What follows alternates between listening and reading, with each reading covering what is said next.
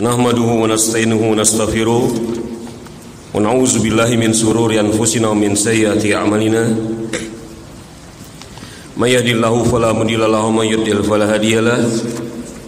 Asyhadu an la ilaha illallah wahdahu la syarika lah wa asyhadu anna Muhammadan abduhu wa rasuluhu la nabiyya ba'da ma ba'du.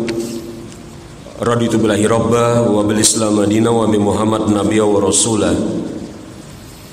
Segala puji bagi Allah Subhanahu wa taala yang telah memberikan kepada kita berbagai macam nikmat, nikmat Islam, nikmat iman, nikmat sehat walafiat, dan nikmat pada hari ini Allah Subhanahu wa taala kembali mempertemukan kita di dalam pembahasan kitab Hilyah Thalibil Ilm. Dan ini adalah pertemuan kita yang kedua dari membahas kitab tersebut. Pada pertemuan yang pertama, alhamdulillah, kita telah menyelesaikan membaca muqaddimah yang Syekh berikan, bahwasanya di antara motivasi beliau menyusun kitab ini adalah untuk memberikan arah, petunjuk khususnya kepada para pemuda yang tampak di sisi beliau muncul semangat untuk menuntut ilmu syar'i. Itu motivasi beliau ketika menyusun kitab ini, dan sudah barang tentu motivasi terbesar adalah untuk mendapatkan keridhaan Allah Subhanahu wa taala dan pahalanya. Kita masuk sekarang kepada isi dari kitab tersebut, pasal yang pertama. Jemaah rahimani wa rahimakumullah, ketahuilah bahwasanya buku ini terdiri dari 7 pasal.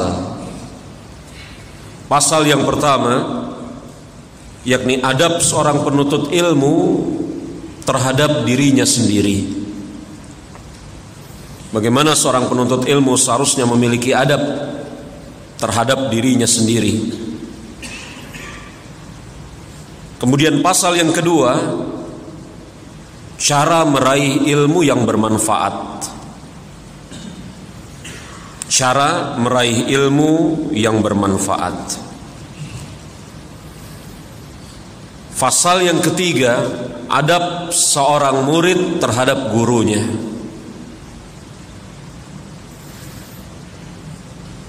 Pasal yang keempat, adab seorang murid bersama teman-temannya. Pasal yang kelima, kehidupan seorang pelajar yakni penuntut ilmu secara ilmiah. Kehidupan ilmiah pelajar atau penuntut ilmu.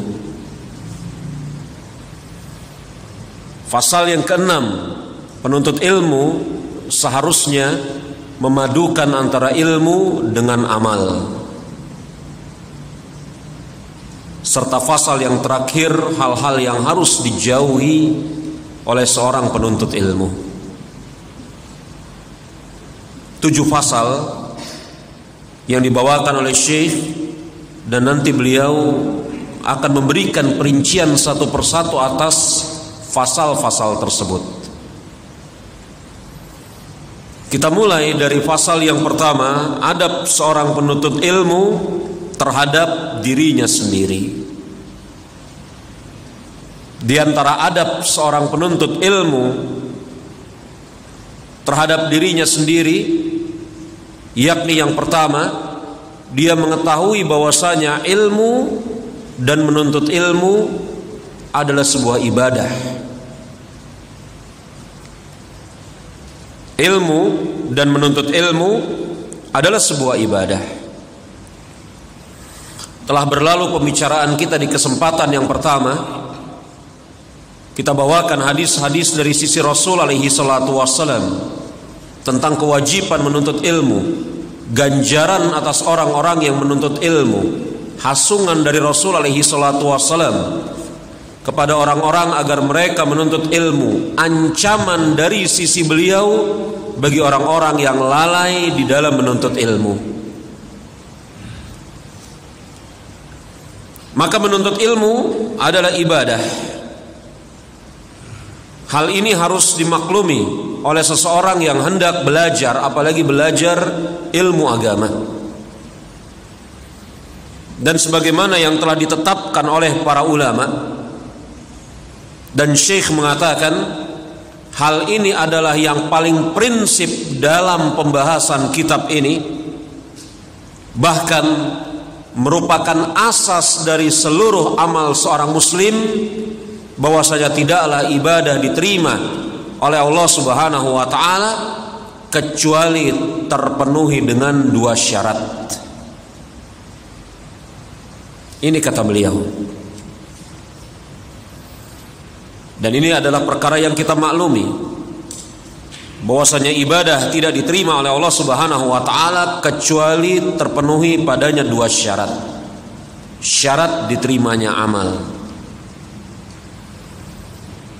Yang pertama adalah ikhlas karena Allah Subhanahu wa taala, dan yang kedua mengikuti sunnah Rasul alaihi salatu wassalam. Memang ada sebagian ulama semisal Syekhul Islam Ibnu Taimiyah menambah syaratnya menjadi 3, dan beliau menempatkan tambahan tersebut pada poin yang pertama. Jadi kalau kita melihat kitab Syekhul Islam Ibnu Taimiyah misalnya Al-Ubudiyah, maka beliau mengatakan syarat diterimanya amal ada 3. Yang pertama muslim, yang kedua ikhlas, yang ketiga mutabaah. Iya. Dan perincian yang diberikan Ibnu Taimiyah sangat bagus sekali. Walaupun kemudian sebagian ulama mengatakan tidak mungkin seseorang bisa ikhlas kalau dia tidak atau bukan seorang muslim. Makanya para ulama semisal Imam Al-Munawi dalam Faidul Qadir, beliau mengatakan al-ilmu sholatus sir wa ibadatu qalb wa amalul batin. Imam Al-Munawi rahimahullahu ta'ala dalam kitab beliau Faidul Qadir, syarah terhadap Jami'us Shaghir, beliau mengatakan al-ilmu ibadatus sir, al-ilmu sholatus sir, maaf, ilmu itu adalah sholat sembunyi. Maka Imam Al-Munawi menganggap ilmu itu seakan-akan kedudukannya seperti sholat tersembunyi. Wa ibadatu qalb, ibadah hati. Wa amalul batin, amal batin. Itu kata Imam Al-Munawi rahimahullahu ta'ala dalam Faidul Qadir, syarah beliau terhadap Jami'us Shaghir. Seperti yang telah kita katakan tadi, bahwasanya tidaklah mungkin suatu amal termaksud di dalamnya menuntut ilmu diterima oleh Allah Subhanahu wa taala kecuali terpenuhi atasnya 2 hal. Hal yang pertama ikhlas karena Allah Subhanahu wa taala, dan hal yang kedua adalah mengikuti sunnah Rasul alaihi salatu wassalam. Syekh beliau mengatakan, karenanya syarat ibadah adalah pertama ikhlas niat karena Allah Subhanahu wa taala, berdasarkan firman-Nya dalam surat At-Taubah ayat yang dalam surat Al-Bayyinah ayat yang kelima, wa ma umiru illa liya'budullaha mukhlishina lahud-din hunafa, ila akhir ayat. Padahal mereka tidak diperintahkan oleh Allah Subhanahu wa taala kecuali agar beribadah kepada Allah Subhanahu wa taala dengan memurnikan ketaatan kepadanya dalam menjalankan agama yang lurus. mengikhlaskan niat di dalam mengerjakan ibadah hanya semata-mata karena Allah Subhanahu wa taala saja. Kemudian syarat yang kedua, kata Syekh, mengikuti sunnah Rasul alaihi salatu wassalam. Dalam sebuah hadis al-fard, dalam sebuah hadis yang gharib. Hadis gharib adalah sebuah istilah dalam ilmu hadis. Dia merupakan salah satu cabang dari hadis ahad, dan yang dimaksud hadis gharib adalah hadis yang di dalam setiap tingkatan tobaqoh perawinya hanya diriwayatkan dari satu orang ke satu orang ke satu orang ke satu orang. Karena kita sama-sama maklum bahwasanya hadis berdasarkan jumlah perawinya yang sampai kepada kita terbagi menjadi dua. Yang pertama mutawatir dan yang kedua ahad. Para ulama ketika membagi hadis menjadi dua macam, yang pertama mutawatir dan ahad, itu semata-mata hendak menunjukkan jumlah perawi pada setiap tobaqoh atau tingkatan, bukan untuk memperbedakan kalau mutawatir diterima, kalau ahad tidak. Bukan dalam makna hendak memberikan persyaratan kalau ahad diterima di dalam amal, tidak di dalam akidah. Secara kenyataan mazhab ini tidak dikenal di kalangan ulama mutaqaddimin. Syekh mengatakan sebagaimana hadis yang al-fard, hadis yang gharib, diriwayatkan dari satu orang ke satu orang ke satu orang ke satu orang. Hadis apa itu? Hadis Umar bin Khattab, innamal a'malu binniyat. Hadis ini adalah hadis yang gharib, yang perawinya hanya satu orang. Umar bin Khattab meriwayatkan hadis ini dari sisi Rasul. Kemudian ada seorang tabi'in yang berada di bawah tobaqohnya Umar yang bernama Alqamah bin Waqqas, sendirian meriwayatkan hadis ini dari Umar. Muridnya Alqamah bin Waqqas, Muhammad Ibrahim At-Taimi, sendirian meriwayatkan hadis ini dari Alqamah bin Waqqas. Muridnya Muhammad bin Ibrahim At-Taimi, yakni Yahya bin Sa'id Al-Ansari, meriwayatkan hadis ini secara menyendiri dari Muhammad Ibrahim At-Taimi. Di titik Yahya bin Sa'id Al-Ansari, hadis ini diriwayatkan tidak kurang dari 200 orang. Jadi sanadnya dari Umar sampai kepada Yahya bin Sa'id Al-Ansari, sanadnya al-fard, gharib. Dari Yahya bin Sa'id Al-Ansari yang dia mendengar dari Muhammad bin Ibrahim At-Taimi, yang Muhammad bin Ibrahim At-Taimi mendengar dari Alqamah bin Waqqas, yang Alqamah bin Waqqas mendengar dari Umar bin Khattab, yang Umar bin Khattab mendengar dari sisi Rasul alaihi salatu wassalam, yang mana Rasul bersabda innamal a'malu binniyat wa innamal likulli imri'in ma nawa. Sesungguhnya segala sesuatu itu dengan niat, dan segala sesuatu akan memperoleh ganjaran sesuai dengan kadar niatnya. Hadis yang maklum, yang dibawakan oleh banyak ulama sebagai pembuka kitab-kitab mereka. Tercatat Imam Bukhari memulai kitab sahihnya dengan hadis innamal a'malu binniyat. Imam Al-Baihaqi memulai kitabnya Sunanul Kubra dengan hadis innamal a'malu binniyat. Imam Al-Baghawi memulai kitab Syarhus Sunnah dengan hadis innamal a'malu binniyat.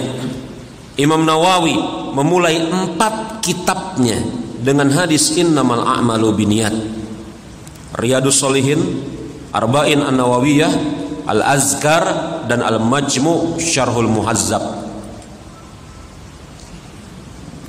Rasul alaihi salatu wasallam bersabda, sesungguhnya amal-amal itu dengan niat, dan sesungguhnya seseorang akan memperoleh sesuai dengan kadar niatnya. Wa man kana hijratuhu ila Allahi wa rasulihi fa hijratuhu ila Allahi wa rasulihi. Siapa yang hijrahnya karena Allah Subhanahu wa taala dan Rasulnya, maka dia hijrahnya kepada Allah Subhanahu wa taala dan Rasulnya. Wa man kanat hijratuhu lidunya yusibuha aw imra'atin yankihuha fa hijratuhu ila ma hajjara ilaihi. Siapa yang hijrahnya tidak niat karena Allah Subhanahu wa taala, akan tetapi karena niat ingin memperoleh dunia atau ingin menikahi seorang wanita, maka hijrahnya sesuai dengan apa yang dia tujukan tersebut. Hadis riwayat Imam Bukhari dan Imam Muslim.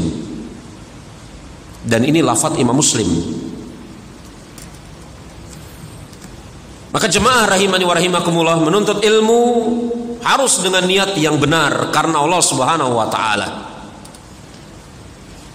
Kata Syekh Utsaimin rahimahullahu taala, niat yang benar di dalam menuntut ilmu mungkin kemudian bisa diberikan beberapa percontohan di dalamnya. Yang pertama, niatnya adalah untuk menjalankan perintah Allah Subhanahu wa taala. Ini ucapan Syekh Utsaimin rahimahullahu taala. Jadi niat yang benar di dalam menuntut ilmu itu sudah barang tentu harus ada pengaplikasiannya. Yang dari pengaplikasian tersebut akan jelas, akan tampak apakah niatnya benar atau tidak.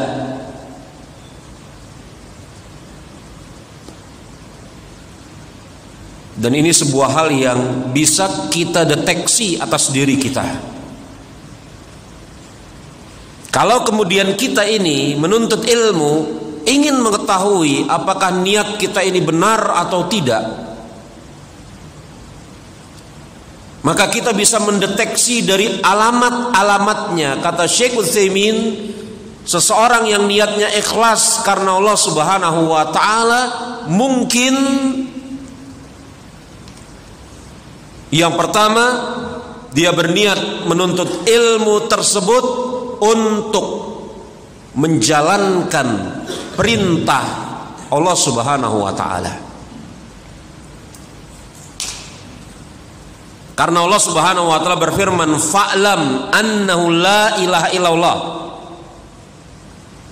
Ketahuilah. Lafaz fa'lam, ketahuilah, berarti mesti ada sesuatu yang diketahui. Dan seseorang tidak akan mungkin bisa mengetahui sesuatu kecuali lewat proses belajar. Karena Rasul alaihi salatu wassalam telah memustahilkan ilmu yang diperoleh tanpa lewat proses belajar. Tidak ada ilmu yang didapat kecuali lewat proses belajar. Rasul mengatakan, "Innama ilm bita'allum." Sesungguhnya ilmu diperoleh lewat proses belajar. Innama dalam bahasa Arab itu adatul hasr, yufidul hasr, memberikan pembatasan. Maknanya, ilmu hanya bisa diperoleh lewat belajar.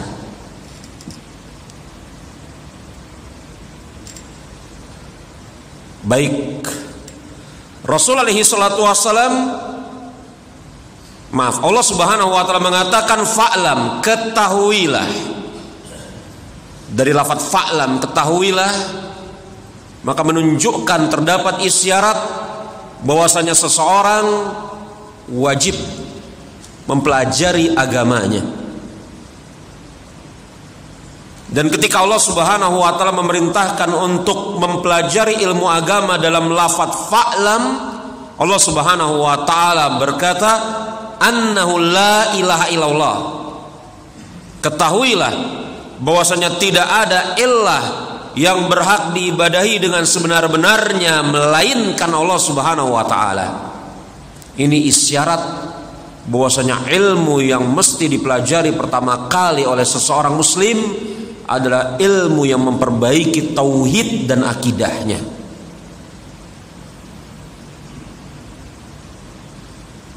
Begitu kata Rasulullah alaihi salatu wassalam ketika berwasiat kepada Mu'adz bin Jabal, ketika mengutus Mu'adz bin Jabal untuk berdakwah ke negeri Yaman. Rasul mengatakan, innaka sata'ti yaum, innaka sata'ti qaum min ahlil kitab. Sesungguhnya Mu'adz, engkau akan mendatangi suatu kaum dari kalangan ahli kitab. Falyakun awal, maka hendaklah yang pertama kali engkau kerjakan adalah mendakwahkan mereka kepada la ilaha illallah, dan aku, kata Rasul, adalah Muhammad hamba dan rasulnya. Allah Subhanahu wa taala berfirman, fa'lam, yang menunjukkan menuntut ilmu hukumnya wajib. Bahkan dalam keadaan yang sangat genting, di mana lagi keadaan yang sangat genting yang mungkin atau mampu kita bayangkan. Kemungkinan keadaan yang sangat genting dan mampu kita bayangkan adalah keadaan ketika kaum muslimin berhadapan dengan musuh-musuhnya di medan jihad. Ada keadaan yang lebih genting daripada ini? Keadaan yang paling genting mungkin adalah ketika kaum muslimin berhadapan dengan musuh-musuh mereka di medan jihad. Tapi Allah Subhanahu wa taala memerintahkan sebagian kaum muslimin berjihad dan sebagian di antara mereka tinggal. Tujuannya sebagian di antara mereka tinggal ini agar mempelajari ilmu agama. Allah Subhanahu wa taala berfirman dalam surat At-Taubah ayat ke-122, "Wa ma kanal mu'minuna liyanfiru kaffah." Tidak layak bagi kaum mukminin untuk semuanya keluar ke medan jihad. Falaula nafara min kulli firqatin minhum ta'ifatun. Alangkah baiknya ada sebagian di antara mereka yang tertinggal. Allah Subhanahu wa taala mengatakan tidak layak, tidak sepatutnya seluruh kaum muslimin pergi ke medan jihad. Alangkah baiknya apabila ada sebagian di antara mereka tinggal. Buat apa yang tinggal ini? Allah Subhanahu wa taala mengatakan liyatafaqahu fid-din, agar orang-orang yang tinggal ini mempelajari ilmu agama. Bayangkan dalam keadaan segenting itu, ketika kaum muslimin berhadapan dengan musuh-musuh mereka, dan kita tahu surat At-Taubah itu berisi mayoritasnya tentang peperangan yang dihadapi oleh kaum muslimin.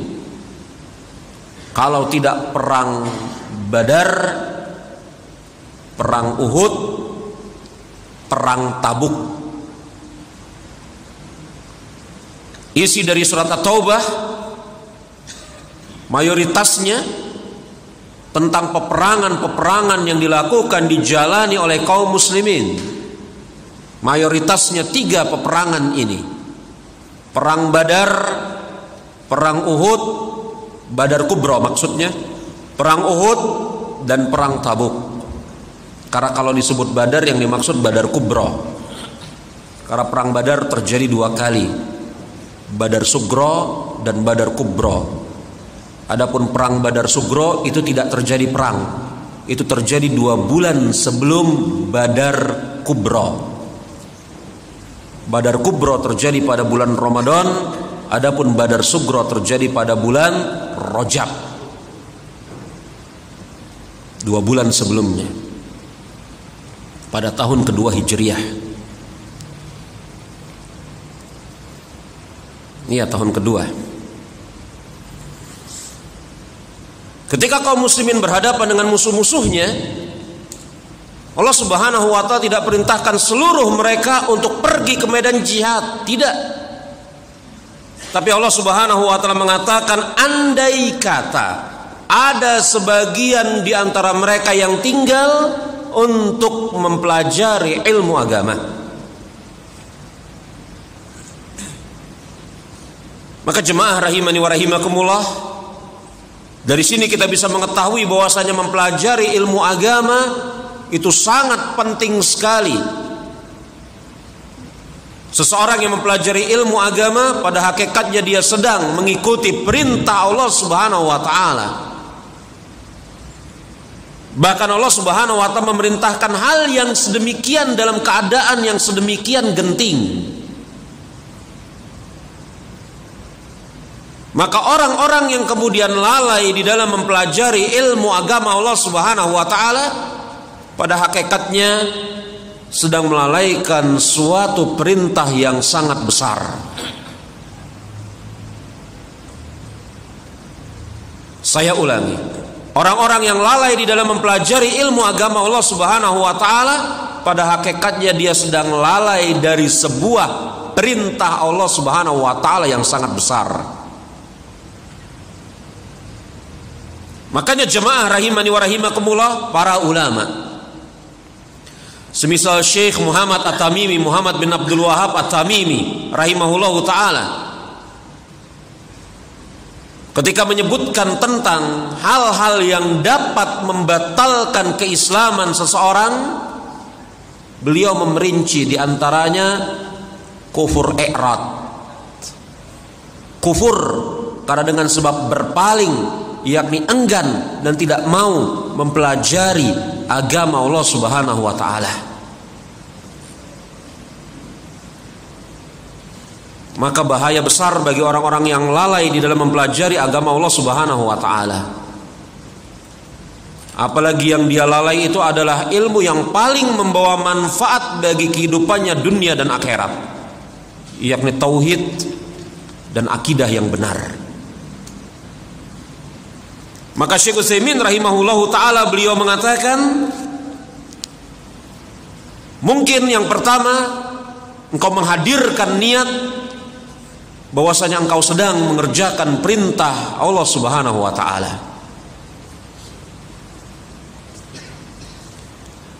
Kemudian jemaah rahimani wa rahimakumullah, kata Syekh Utsaimin rahimahullahu ta'ala yang berikutnya, yang kedua, mungkin engkau menghadirkan niat untuk menjaga syariat Allah Subhanahu wa ta'ala. Karena syariat Allah Subhanahu wa ta'ala di antara hal yang secara takdir kauni dan syar'i Allah Subhanahu wa ta'ala tetapkan bahwasanya akan ada orang-orang yang menjadi pewarisnya para nabi dan rasul, yang orang-orang ini adalah orang-orang yang akan menjaga syariat Allah Subhanahu wa ta'ala.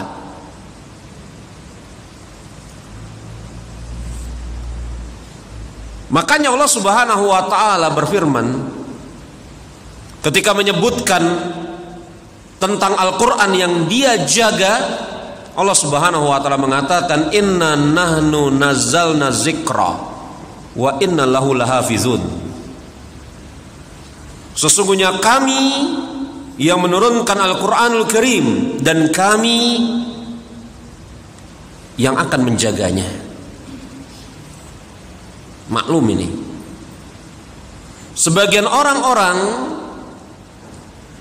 yang tidak memahami uslub bahasa Arab, maka secara tergesa-gesa akan mengatakan, mengapa Allah Subhanahu wa ta'ala mempergunakan kata kami? Bukankah dia hanya satu? Maka jemaah, bagi seseorang yang mempelajari uslub bahasa Arab, maka pertanyaan ini niscaya tidak akan keluar. Karena bahasa Arab, bahkan bahasa kita mengenal, menyebut kami padahal hanya seorang diri dengan tujuan litakzim, litakrim, memuliakan, mengagungkan. Itu yang dikatakan oleh para ulama ahli bahasa semisal Sibawayh. Maka ketika Allah Subhanahu wa taala mempergunakan lafaz inna nahnu nazzalna dzikra, itu bukan dalam makna dia berbilang, karena Rabb kita ahad.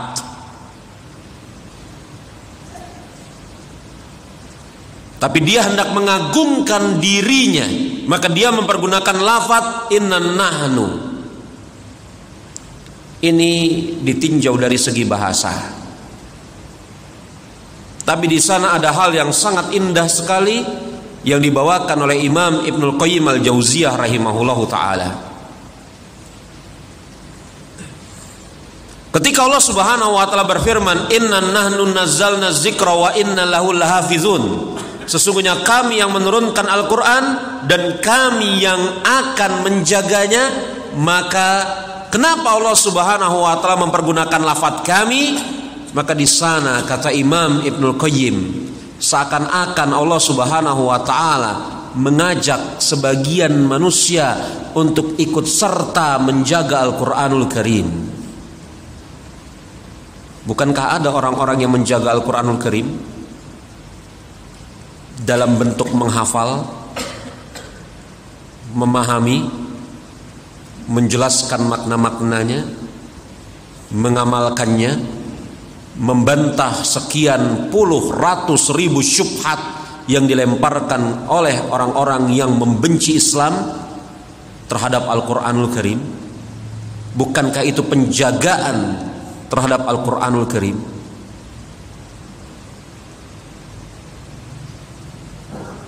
Ketika ada seorang imam misalnya mengucapkan ayat yang keliru, salah, maka di antara bentuk penjagaan Allah terhadap Al-Quran, maka pasti ada makmum yang mengetahui kesalahannya dan membenarkan kekeliruannya. Tidaklah kemudian Al-Quran itu bicara dari balik rak buku membenarkan ucapan imam. Hei imam, kamu salah di dalam membaca ayat tersebut. Tapi kaum muslimin akan bersegera membenarkan kesalahan ucap yang dilakukan oleh seorang imam. Bukankah ini bentuk penjagaan Al-Quranul Karim, penjagaan syariat? Dan Rasul alaihi salatu wasallam bersabda dalam hadis yang diriwayatkan oleh Imam At-Tirmizi, beliau mengatakan, la tazalu ta'ifatun min ummati zahirina 'alal haqq la yadurruhum man khalafahum wahum bi amrin kadzalik hatta yaumal qiyamah. Akan senantiasa ada sekelompok manusia dari golongan umatku yang mereka menampakkan kebenaran, tidak memadaratkan orang-orang yang menyelisihi mereka, dan mereka senantiasa berada di atas keadaan yang sedemikian sampai hari kiamat. Maklum hadis ini, hadis yang diistilahkan oleh para ulama hadis At-Ta'ifah Al-Mansurah. Imam Ahmad ditanya oleh murid-muridnya, manhum ta'ifatun ya imam, siapa ta'ifah yang dimaksud dalam hadis ini? Apa kata Imam Ahmad rahimahullahu ta'ala? Hum ahlul hadis, mereka adalah ahlul hadis. Karena ahlul hadis orang-orang yang menjaga agama Allah Subhanahu wa ta'ala, menjaga sabda-sabda Rasul alaihi salatu wassalam.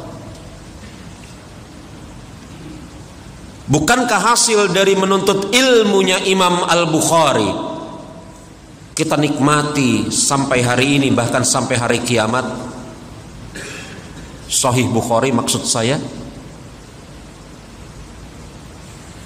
Bukankah hasil menuntut ilmunya Imam Syafi'i kita nikmati sampai hari ini, sampai hari kiamat insya Allah. Kitab Ar-Risalah contohnya. Maka kita sebagai muslim ketika menuntut ilmu harus punya semangat, keinginan untuk menjaga syariat Allah Subhanahu wa taala. Apalagi di zaman yang seperti ini, di mana kemudian manusia redup keinginannya untuk menuntut ilmu agama. Orang-orang yang bukan ahlinya berbicara tentang ilmu agama. Sampai-sampai Rasul alaihi salatu wasallam mengatakan, sesungguhnya di antara tanda-tanda hari kiamat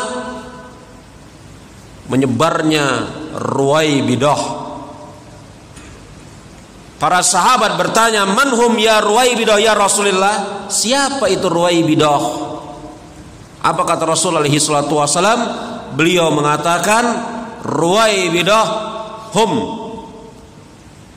annasu rajulun tafih yatakallamu bi amri ammah.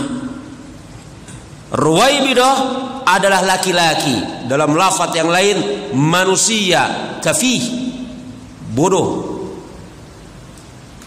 Yatakallam bi amri ammah, tapi berbicara tentang perkara-perkara yang besar.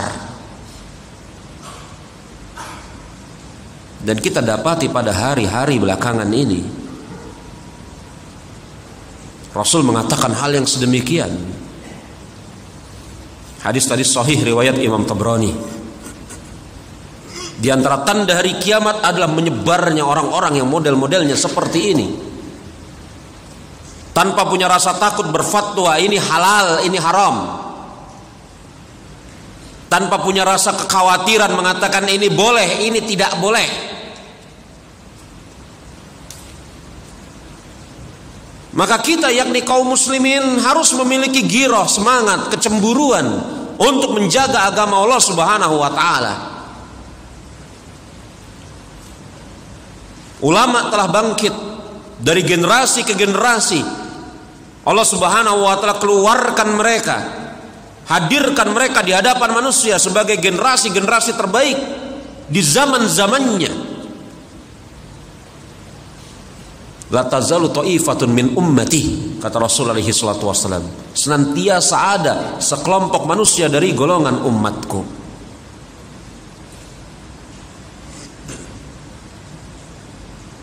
Jemaah rahimani wa rahimakumullah. Kemudian kata Syekh Utsaimin rahimahullahu taala, mungkin yang ketiga di antara bentuk baiknya niat seseorang ketika menuntut ilmu adalah dia menghendaki agar hilang kebodohan dari sisinya. Hilang kebodohan dari sisinya. Maka jemaah, inilah harusnya motivasi yang dimiliki oleh seorang penuntut ilmu untuk menghilangkan kebodohan dari sisinya. Rasul alaihi salatu wasallam pernah bersabda dalam sebuah hadis yang diriwayatkan oleh Al-Imam At-Tirmizi, dan ini celaan dari sisi Rasul alaihi salatu wassalam terhadap orang-orang yang menuntut ilmu tidak dengan tujuan untuk mengangkat kebodohan dari dirinya.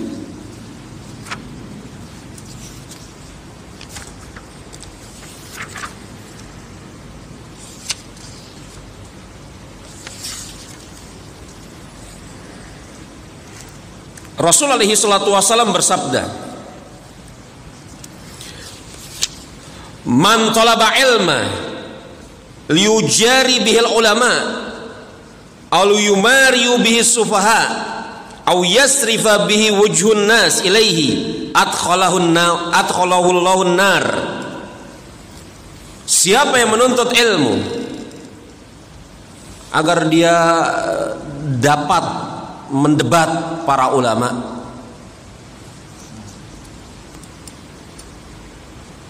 barang siapa yang menuntut ilmu agar dia bisa berbangga-bangga di hadapan orang-orang yang bodoh,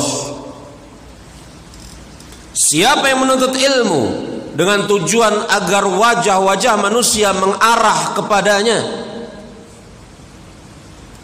tujuan-tujuan yang buruk, menuntut ilmu supaya bisa mendebat ulama. Kadang-kadang sebagian menuntut ilmu bangga kalau mampu mendebat seorang ulama, apalagi kalau ulamanya diam. Dia pikir ketika ulamanya diam tersebut, ulamanya kalah, padahal ulamanya sedang mempraktekkan diam dari orang-orang yang bodoh.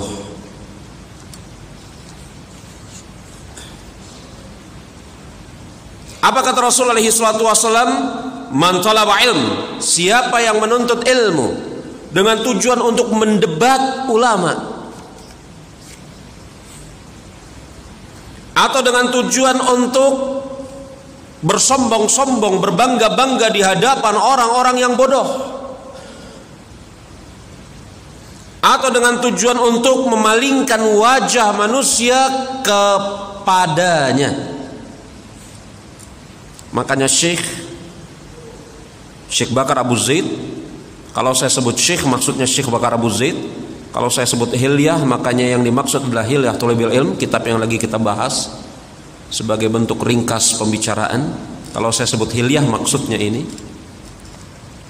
Makanya nanti Syekh menyebutkan satu masalah yang sangat berbahaya bagi seorang penuntut ilmu, yakni hubus syuhra, senang popularitas. Ini penyakit yang berbahaya bagi seorang penuntut ilmu. Apa kata Rasulullah SAW? Maka Allah Subhanahu wa Ta'ala akan masukkan dia ke dalam neraka jahanam.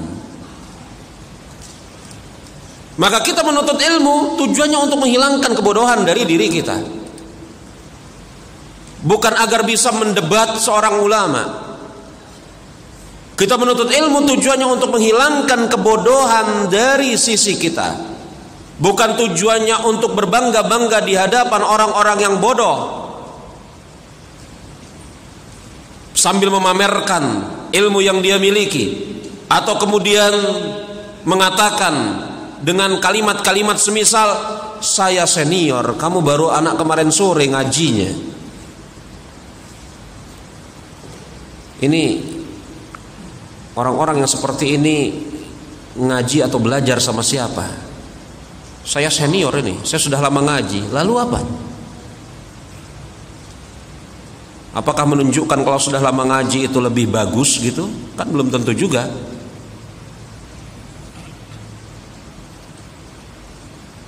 Atau kata Rasulullah SAW, agar wajah-wajah manusia berpaling kepadanya, cinta popularitas.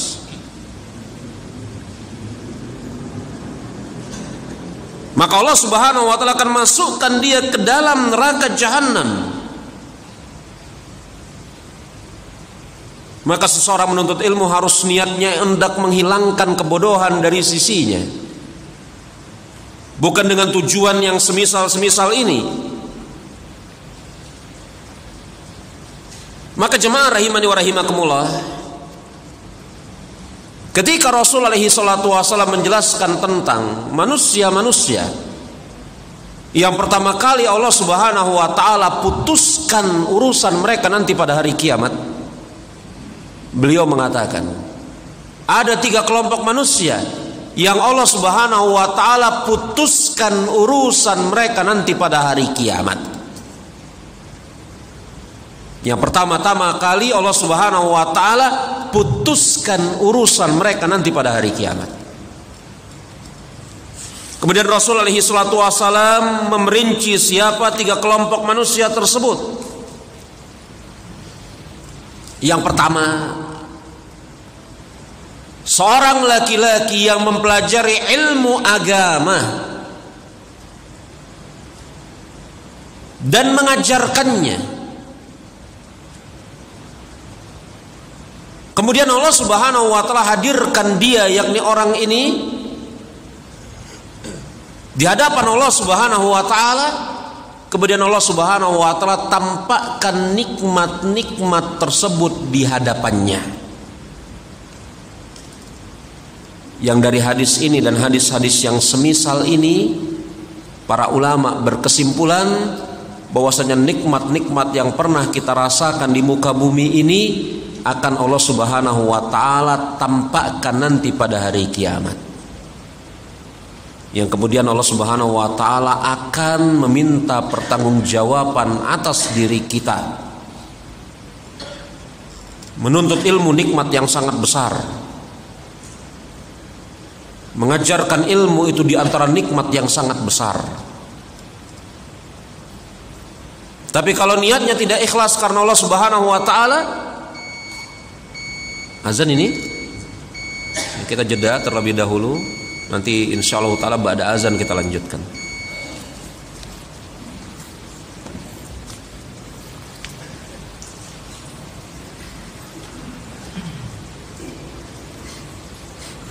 Allahu Akbar.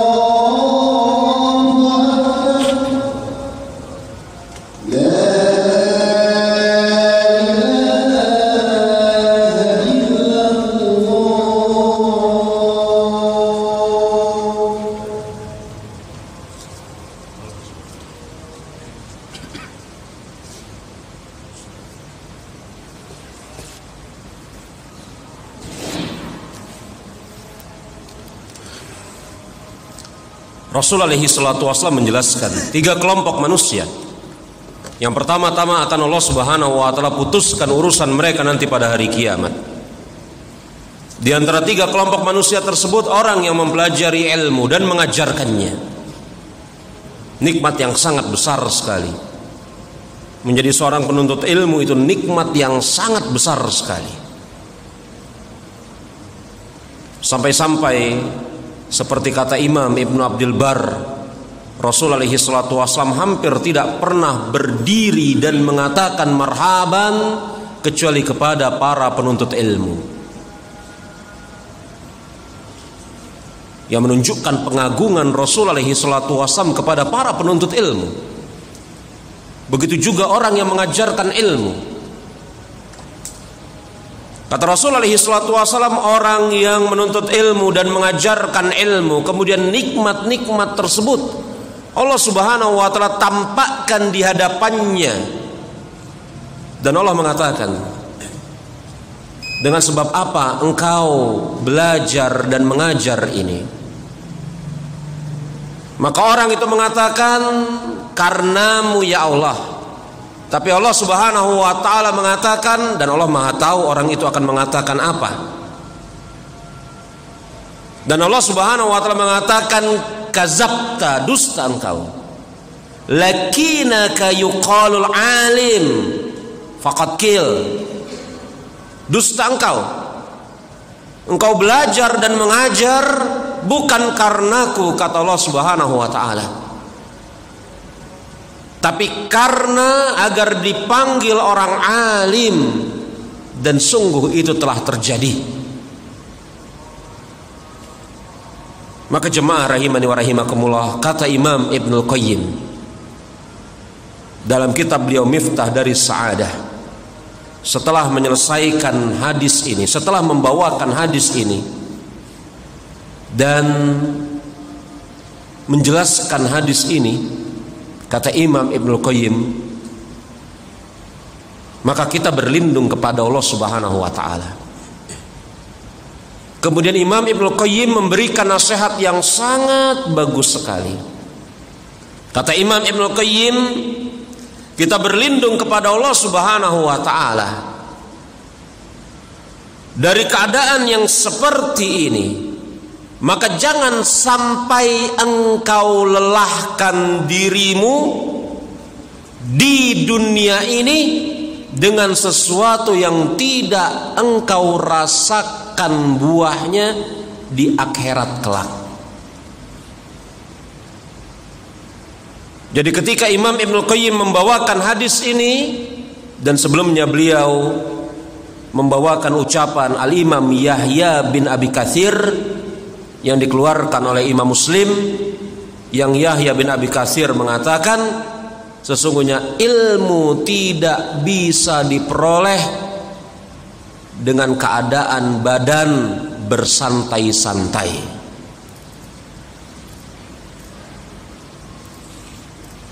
Kata Imam Ibnu Qayyim Jauziyah, kita berlindung kepada Allah Subhanahu wa ta'ala dari keadaan yang semisal ini. Maka jangan sampai engkau melelahkan dirimu di dunia yang buahnya dan hasilnya tidak bisa engkau petik dan rasakan di akhirat. Menuntut ilmu itu butuh waktu yang panjang, melelahkan. Begitu kata Imam Syafi'i rahimahullahu ta'ala. Imam Syafi'i mengatakan, akhi, lan yantanal ilma illa bisittatin. Saudaraku, engkau tidak bisa memperoleh ilmu kecuali dengan 6 hal. Mari sini, kata Imam Syafi'i, aku kabarkan 6 hal tersebut kepada dirimu. Kata Imam Syafi'i, di antara 6 hal tersebut, tuluz zaman, butuh waktu yang panjang. Ijtihadun, bersungguh-sungguh. Menuntut ilmu melelahkan. Kita semua tahu, sebagian teman-teman ustadz yang ada di sini mengetahui itu. Bagaimana melelahkannya menghafal Al-Quranul Karim. Bagaimana melelahkannya menghafal matan-matan semisal hadis arba'in, menghafal matan semisal jurumiyah. Melelahkan. Jangan sampai kemudian kelelahan kita di muka bumi, kita tidak memperoleh manfaatnya dan buahnya di akhirat kelak. Na'udzubillah. Pesan yang luar biasa sekali dari Imam Ibnul Qayyim Jauziyah. Maka ikhlaskan niat di dalam menuntut ilmu. Dan para ulama dari zaman ke zaman menyebutkan tentang ikhlasnya niat di dalam menuntut ilmu ini selalu pada bagian yang pertama di dalam pembahasan kitab-kitab seperti ini. Kitab yang paling terkenal mungkin di Indonesia, Ta'lim Muta'allim, Maka Syekh Zarnuji memulainya dengan ikhlas di dalam menuntut ilmu. Kalau kita lihat misalnya Tazkiratus Sami, tulisan Imam Ibnu Jama'ah Al-Kinani, beliau juga menyebutkan ikhlas dalam menuntut ilmu di bagian yang pertama. Kenapa seperti itu? Kata Imam Ibnu Jama'ah Al-Kinani dalam Tazkiratus Sami, karena seseorang yang ikhlas di dalam menuntut ilmu, selain dia memperoleh ganjaran, sekaligus juga dia akan mendapatkan semangat yang tidak pernah putus.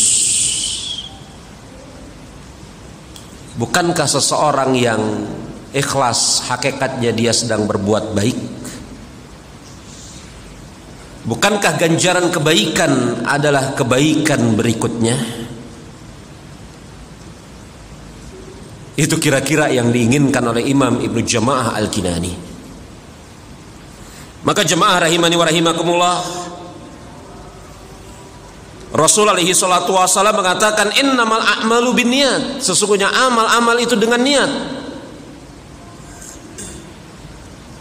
Maka seseorang yang kemudian masih berakal, mukallaf, mustahil mengerjakan suatu amal tanpa ada niat.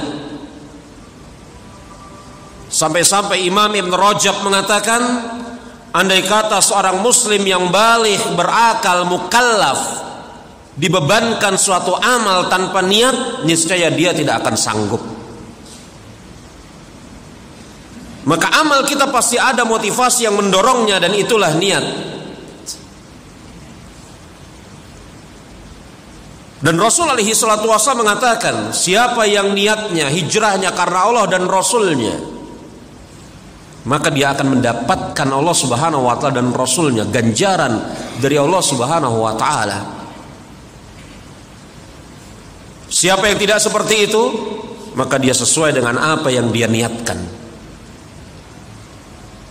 Maka jemaah rahimani wa rahimakumullah, kata Syekh, menuntut ilmu apabila tidak dibarengi dengan ikhlas, maka akan menjadikan ibadah yang paling utama. Menuntut ilmu itu ibadah yang paling utama, kata Imam Syafi'i. Setelah amal-amal wajib tertunaikan, aku tidak melihat ada amal yang paling utama kecuali menuntut ilmu. Kata Syekh Bakar Abu Zaid, tanpa adanya keikhlasan, maka akan menjadikan suatu ibadah yang utama, yakni menuntut ilmu, berubah menjadi kemaksiatan yang tercela. Syekh mengatakan, apabila tidak dibarengi dengan keikhlasan niat, maka ilmu yang merupakan ibadah yang paling utama, maka akan berubah menjadi kemaksiatan yang paling tercela. Maka jemaah rahimani wa rahimakumullah, bersihkan diri kita dari tujuan-tujuan yang buruk ketika menuntut ilmu. Isi diri kita dengan niat-niat yang baik, sebagaimana yang tadi telah diisyaratkan oleh Syekh Utsaimin rahimahullahu taala. Yang mudah-mudahan dengan sebab itu Allah subhanahu wa ta'ala akan mengganjar apa yang kita kerjakan di dalam proses menuntut ilmu, dan mempermudah apa yang kita lakukan. Allahu a'lam bissawab. Ini yang kita bahas pada kesempatan malam ini. Yang benar datangnya dari Allah subhanahu wa ta'ala, adapun kesalahan datangnya dari diri saya pribadi. Allah dan Rasulnya berlepas dari kesalahan saya, dan saya mohon ampun kepada Allah subhanahu wa ta'ala. Subhanakallahumma wa bihamdika asyhadu an la ilaha illa anta astaghfiruka wa atubu ilaik. Khairu da'wana alhamdulillahi rabbil alamin. Assalamualaikum warahmatullahi wabarakatuh.